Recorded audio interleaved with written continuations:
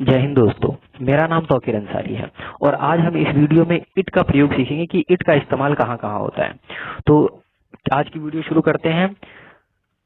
It का जो प्रयोग होता है वो समय, दिनांक, दिन और मौसम व दूरी की बात करते समय कर्ता के रूप में होता है। कर्ता का मतलब होता है सब्जेक्ट, ठीक ना। तो सब्जेक्ट के रूप में जो इस्तेमाल होता है, सब्जेक्ट देखो यहाँ पर सब्जेक्ट के रूप में इस्तेमाल होना ना, तो ये सब्जेक्ट के रूप में जब हम बात करते हैं दिन की, मौसम की, दूरी की बात जब हम करते हैं तो वहां पर किसके रूप में होता है? कर्ता के रूप में, यानी कि सब्जेक्ट के रूप में इस्तेमाल किया जाता है इट का। जैसे कि इट इज अ 8:45, मतलब कि इसमें क्या है, इसका मतलब है 9 बजने में 15 मिनट है। तो it is a quarter to time, तो यहाँ पर किसकी बात की गई? यहाँ पर समय की बात की गई है, टाइम की बात की गई है, ठीक है ना। इसके बाद अगला उदाहरण क्या अगला है? It is a 13th of July, तो आज क्या है? आज जो है 13th जुलाई है, यानी कि आज 13 जुलाई है, ठीक। तो यहाँ पर भी इट का इस्तेमाल तारीख बताने के लिए एक कर्ता के रूप में किया गया है। और ये क्वेश्चन है, इज इट थर्सडे टुडे, क्या आज बृहस्पतिवार है? तो इट यहाँ पर इज क्या है? इज जो है ये सवालिया निशान खड़ा कर देता है अगर अगर हेल्पिंग वर्ब शुरू में आता है तो, ठीक। तो इट इज थर्सडे टुडे, क्या आज बृहस्पतिवार है?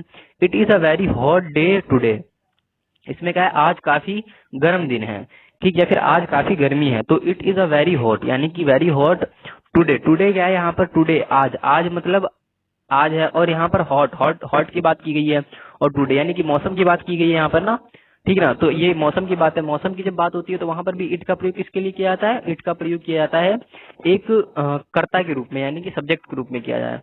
How far is it to Chennai, तो इसमें क्या लिखा हुआ है? इसमें लिखा है जो चेन्नई कितनी दूर है। तो यहाँ पर दूरी की बात की गई है, तो दूरी के इस्तेमाल करते हुए भी जो जो सेंटेंस बनाते हैं उसमें इट को हम क्या सब्जेक्ट बना देते हैं, ठीक।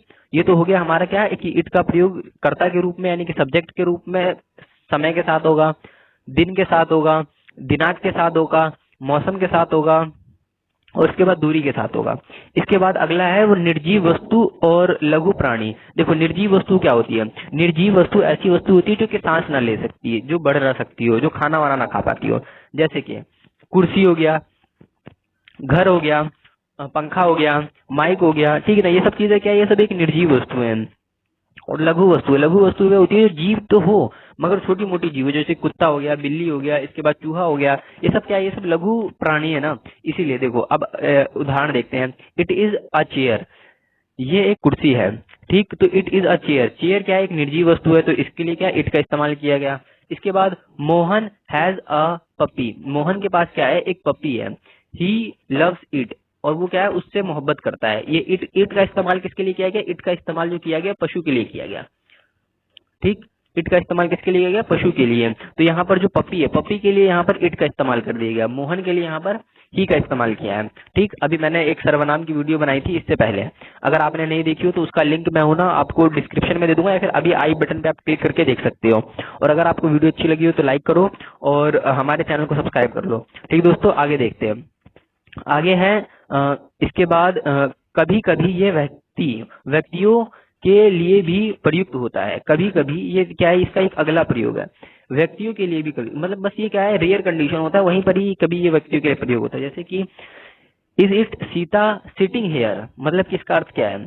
क्या वहां सीता बैठी है?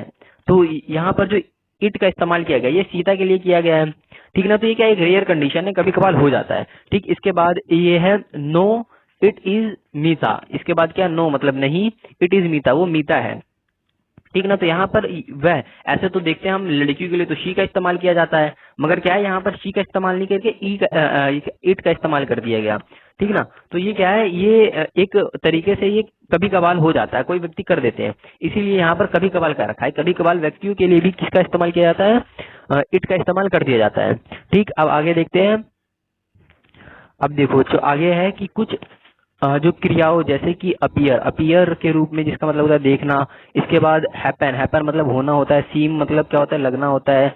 लुक मतलब दिखना होता है, देखना होता है। और साउंड मतलब अच्छा लगना किसी भी चीज को, ठीक ना। तो इन सब के लिए भी क्या होता है? जो इसका इस्तेमाल होता है। मगर अगर ये इट के साथ जाए, जैसे कि इट साउंड, ये साउंड क्या है? वो अच्छा है, लगता है। या फिर इट अपीयर्स मतलब क्या? ऐसा लगता है या फिर लगता है, ठीक ना। तो ये ऐसी चीज है तो जिस इन क्रियाओं के साथ भी क्या है? इट का इस्तेमाल किया जाता है। जैसे कि इट अपीयर्स हो जाए, या इट लुक्स हो जाए, या इट सीम्स हो जाए, दैट ही इज इल, इल मतलब होता है बीमार, लगता है वह बीमार है, लगता है, यानी कि इट अपीयर आ गया तो इसका मतलब क्या, अपीयर मतलब होता है दिखना, मगर यहाँ पर इट के साथ इस्तेमाल किया गया है तो यहाँ पर अपीयर, इट अपीयर्स का मतलब क्या हो जाएगा, यहाँ पर लगना हो जाएगा, ठीक ना। तो ये क्या है, एक तरीके से ये इट का इस्तेमाल करके एक मतलब कि वो भी अर्थ भी चेंज हो जाता है, ठीक।